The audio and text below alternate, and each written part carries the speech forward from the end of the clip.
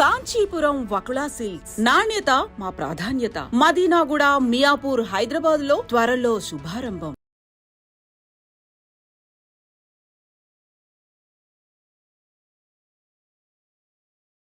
రియల్గా బుద్ధుడి తత్వం మనం కాన్సెప్చువల్గా కాకుండా మనం ప్రాక్టికల్గా కనెక్ట్ అవుతూ ఒక 20 సెకండ్స్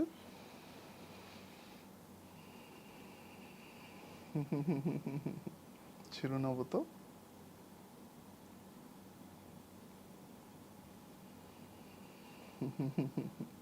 ఆనందంగా 3 2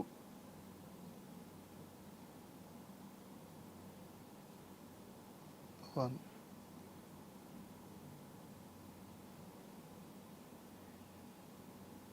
0. Thank you.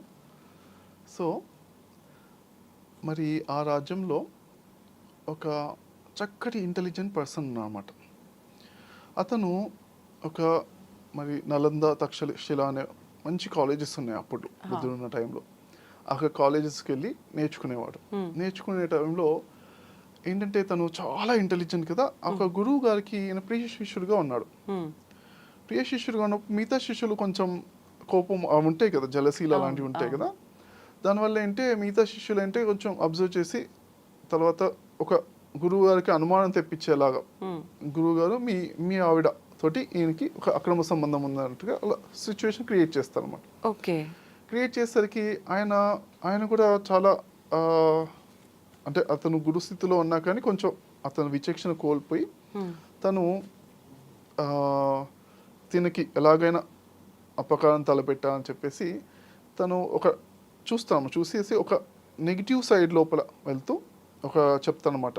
ఏంటంటే ఒక 1000 మందిని ఓకే చంపి నా దగ్గరికి రా, అప్పుడు నేను ఒక విద్య నేర్పిస్తే చెప్తానమాట.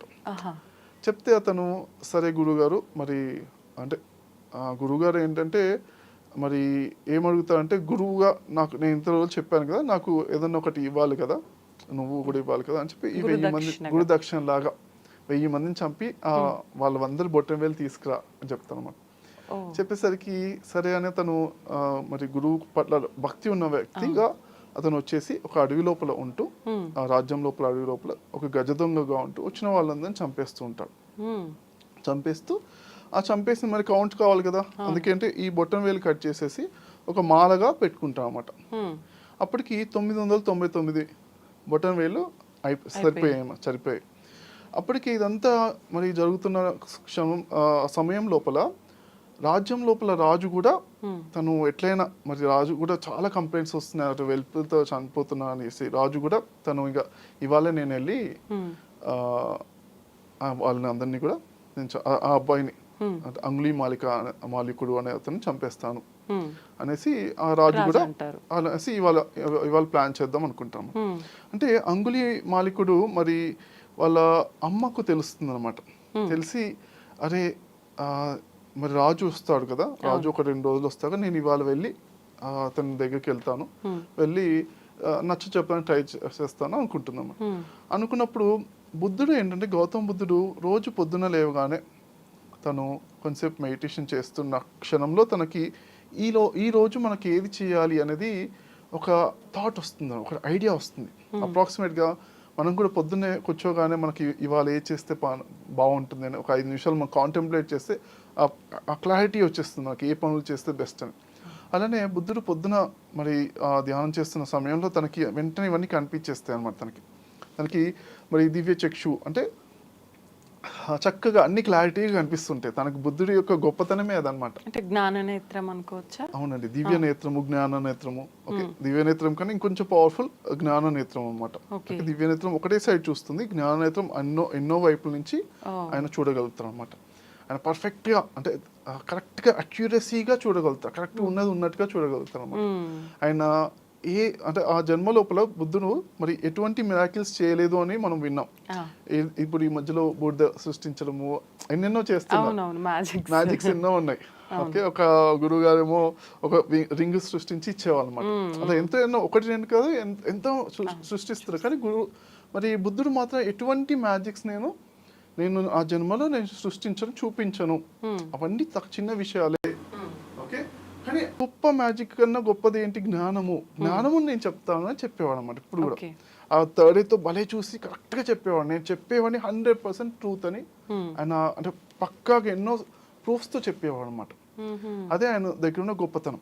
ఓకే. అయితే మరి అప్పుడు చూసినప్పుడు తనకంటే ఈరోజు ఆమె వెళ్ళినప్పుడు, అమ్మ వెళ్తే ఆ కొడుకు చూసి మరి గురువుగారి నేను గురుదక్షిణ ఇవ్వాలన్నట్టుగా అమ్మను కూడా చంపేస్తాడు ఇతను.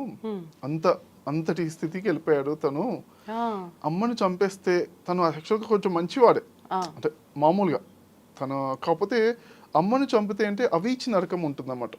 కొన్ని అస్సలు చేయని పనుల లోపల అమ్మను, నాన్నను, గురువులను ఏమన్నా తిట్టినా అనవసరమైన మనం కమెంట్స్ చేస్తుంటాం. మన శాస్త్రాల లోపల క్లియర్గా చెప్పారన్నమాట. అసలు ఆధ్యాత్మికత, హిందూయిజం అసలు మన లోపల మనం ఒకటి అసలు మాత్రం చేయకూడదు. అంటే ఏ పుట్టలో ఏ పాము ఉందో అన్నట్టుగా ఎవరిని కూడా స్పిరిచువాలిటీ ఉన్న వాడిని ఎవరిని కూడా మనం మాట్లాడద్దు, అంటే నెగిటివ్ కామెంట్స్ చేయకూడదు అన్నమాట. ఎందుకంటే అది కూడా పెద్ద ద్రోహంగా ఉంటుంది అన్నమాట. అవి ఇచ్చిన నరకం అంటే ఎన్నో లక్షల సంవత్సరాలు ఆ నరకంలో ఉండాల్సి వస్తుంది అన్నమాట. అయితే అలాంటి గొప్ప నరకానికి వెళ్ళిపోయే అవకాశం ఉంది. అతన్ని కాపాడాలి అని బుద్ధుడికి అనిపిస్తుంది అన్నమాట. ఆ రోజు పొద్దున్న అనిపించగానే బుద్ధుడు వెళ్తాడు. ఇంకా అక్కడ వెళ్ళి అతను కనిపిస్తాడు అన్నమాట. కనిపించగానే అతను ఫస్ట్ ఇక కనిపిస్తే అంటే ఇక 999 అయిపోయాయి కదా, ఇంకొకటి కంప్లీట్ చేసుకునేవాలి అని తనకు చాలా ఆరాటం ఉంటుంది అనమాట. ఇంకా కనిపించగానే బుద్ధుడు వెనకాల పరిగెత్తుకుంటూ వస్తాడు అనమాట. పరిగెత్తుకుంటూ వస్తే బుద్ధుడు ఒక రాజకుమారుడు, చాలా స్ట్రాంగ్ బాడీ కదా, ఇంకా చాలా టాలెంటెడ్ పర్సన్. బుద్ధుడు వెంటనే బాగా పరిగెడతాడు అనమాట. ఇంకా పరిగెడితే ఇతను అదేంటబ్బా నేను అసలు యూత్ఫుల్గా ఉన్నాను అయినా కానీ అసలు నాకన్నా బాగా పరిగెడుతున్నాను అనుకుని మళ్ళీ పరిగెడుతుంటా. అదే బుద్ధుడు అంటే కొంచెం దూరం పరిగెత్తి మళ్ళీ ఆయాసం వస్తున్నట్టు కొంచెం నా చేతిలో లేదు ఇతను వెళ్ళిపోయాడు అనుకునే టైంలో ఆగిపోయాడు అనమాట. ఆగిపోతే అరే ఇదేంటి మళ్ళీ దొరికేట్టున్నాడుగా మళ్ళీ పరిగెడుతుంటా. అలా ఒక 10-15 సార్లు రౌండ్స్ అయిపోయిన తర్వాత ఇక తనకి చాలా ఆయాసం వచ్చేస్తుంటే ఇంకా ఆ టైం లోపల ఇంకా బుద్ధుడు అక్కడే నుంచుంటాడు. ఇక నుంచున్న తర్వాత ఇతను నడుచుకుంటూ వచ్చే ఇంకా 10 ఫీట్ల దూరంలో ఉన్నాడు ఇతను. ఇక ఇతను వచ్చేస్తుంటాడు. బుద్ధుడు చాలా కామ్గా చూస్తూ చాలా కరుణతో చూస్తుంటాడు అనమాట. చూస్తుంటే ఇతను దగ్గరకు వస్తూ కూడా అంటే ఫస్ట్ ముందే చాలా హ్యాపీనెస్ కూడా ఉంటుంది. బట్ నాకన్నా గొప్పగా పరిగెడుతున్నాడు ఇతను, చాలా గొప్పవాడు అయి ఉంటాడు అని చాలా లోపల మంచి భావం ఉన్నా కానీ తను వెయ్యో అని చంపేయాలి కదా అనేసి ఉంది కదా అనేసి ఇంకా ఎప్పుడైతే 10 ఫీట్ల దగ్గరికి వస్తాడో అతనే అంటాడనమాట, నువ్వు పారిపో అంటే పారిపో ఇమీడియట్గా పారిపో, లేకపోతే వచ్చి నేను చంపేస్తాను. ఎందుకంటే నాకు ఖచ్చితంగా వెయ్యో కావాలి, 1000 బొట్టం వేలు కావాలి, నేను చంపకుండా వదలను, పారిపో అంటే ఇప్పుడే పారిపో అని కూడా అంటాడనమాట. కూడా ఇస్తాడు. కూడా ఇచ్చా కానీ బుద్ధుడు కామ్గా అప్పుడు బుద్ధుడికి అర్థమైపోతున్నాడు ఇతను నాకే క్లూ ఇస్తున్నాడు అంటే ఇతను నాకు చంపడు అని క్లియర్గా అర్థమైపోయి అప్పుడు అలానే ఉండిపోతాడు అనమాట. చాలా ప్రశాంతంగా అలానే ఉండిపోతాడు. ఆ ప్రశాంతత యొక్క వైబ్రేషన్స్ ఎలా అయితే ఉన్నాయో తన దగ్గరికి వస్తూ వెంటనే ఇంకా నేను మిమ్మల్ని చంపలేనండి అని ఇంకా అర్థమైపోద్ది అనమాట. ఇంకా చెప్పేసరికి మీరు చాలా గొప్పవాడిగా ఉన్నారు నాకు చెప్పండి అంటే అప్పుడు చెప్తానమాట, నాన్న ఇలా అహింస అనేది రైట్ కాదు, మరి అహింస మార్గం ద్వారా నువ్వు దుఃఖం నుంచి బయటపడేది గొప్ప విద్య ఉంది, ఆ ముక్తి విద్య నేర్చుకోవాలి అని చెప్తే, అవునా ఇప్పటి నుంచి ఇంకా నేను అన్ని వదిలేసేసి మీ దగ్గర నేర్చుకుంటాను అని చెప్పి నేర్చుకుంటాను అనమాట. అప్పుడు ధ్యాన సాధన నేర్చుకుంటాడు. ప్రాక్టీస్ చేసినప్పుడు అంటే ఈ చాతుర్మాస దీక్ష అన్నట్టుగా మనకేంటి ఈ 4 నెలలు ముఖ్యంగా ఎప్పుడైతే దసరా నవరాత్రి నుంచి శివరాత్రి వరకు ఈ 4 నెలలు అంటే చక్కటి సాధనకి మంచి ఉపయోగకరమైన రోజులు అని చెప్పేసి ఆ 4 నెలలు కూర్చోపెట్టేసి తను సాధన ఒక రూమ్ లోపల అలా కూర్చొని ధ్యానం చేస్తుంటాడు. చాలా ఇబ్బందిగా కూడా అనిపిస్తుంది అన్నమాట, ఎందుకంటే ఇన్ని బ్యాడ్ కర్మస్ ఉన్నాయి కదా, ఇంకా అసలు ధ్యానం అసలు కుదరకుండా కానీ చాలా పట్టుదలగా బాగా చేస్తాం. చేసిన తర్వాత ఏంటంటే ఇంకా ఎంత పట్టుదల చేసి ఇంకా ముక్తి సాధించడానికి కొంచెం ఎండ్లో ఉంటాడు ఆల్మోస్ట్. ఓకే, ఇంకా తర్వాత అంటే దుఃఖం అంతా నుంచి బయటపడతాడు అన్నమాట. లోపల అంటే మనసు యొక్క దుఃఖం నుంచి బయటపడతాడు. కానీ అయినా కానీ ఇంకా కర్మలు ఉన్నాయి కాబట్టి తను ఇంకా ఒకసారి భిక్షం అడగడానికి వెళ్తూ ఉంటాడు అనమాట. అన్ని ఊర్లలో వెళ్తుంటే అందరు గుర్తుపడతారు, ఎందుకంటే అరే హస్బెండ్ చంపేశారు, మా భార్య మా పిల్లని చంపేశారని వాళ్ళు బాగా గుర్తుపట్టి ప్రజలందరూ గుర్తుపట్టి రాళ్ళతో కొట్టి కొట్టి చంపేస్తాను అనమాట. చంపేసినప్పుడు కూడా చావు దాకా వచ్చిన తర్వాత కూడా ఒకసారి మనోసంకల్పంతో నేను ఎట్లయినా బుద్ధుడికి చెప్పే చనిపోతాను అనేసి బ్రతికి మనోసంకల్పం అంతా కొట్టేసినా కానీ వచ్చి బుద్ధుడికి చెప్పి మరి నా సమయం అయిపోయింది అని చెప్తే బుద్ధుడు కూడా కరెక్ట్ అంతా క్లియర్ చేసుకున్నావు నువ్వు పర్ఫెక్ట్గా. అంటే ఏవైతే కర్మాలు ఉన్నాయో అంత ఎన్లైటెన్ అయిన తర్వాత కూడా కొన్ని కొన్ని కర్మలు ఉంటాయి అన్నమాట. ఎన్లైటెన్ అయిన తర్వాత అంటే మన మనసులో బాధ లేకపోవడమే ఎన్లైటెన్మెంట్. అయినా కానీ ఆ కర్మలు అనేవి ఇబ్బందులు అనేవి ఉన్నాయి కదా, అవన్నీ క్లియర్ చేసుకున్నావు నువ్వు, వెరీ గుడ్ అని చెప్పి అప్రిషియేట్ చేస్తారు. ఆ విధంగా తన బాడీ వెకేట్ చేస్తాం అనమాట, అన్ని క్లియర్ చేసుకుని. అదే తన ఎలా అయితే మన హిందూయిజంలో కూడా మనకు క్లియర్గా ఉంటుంది. పరశురాముడు కూడా ఎంతోమందిని చంపేశాడు రాజుల్ని, 17 సార్లు వందల వేల రాజుని చంపేశాడు.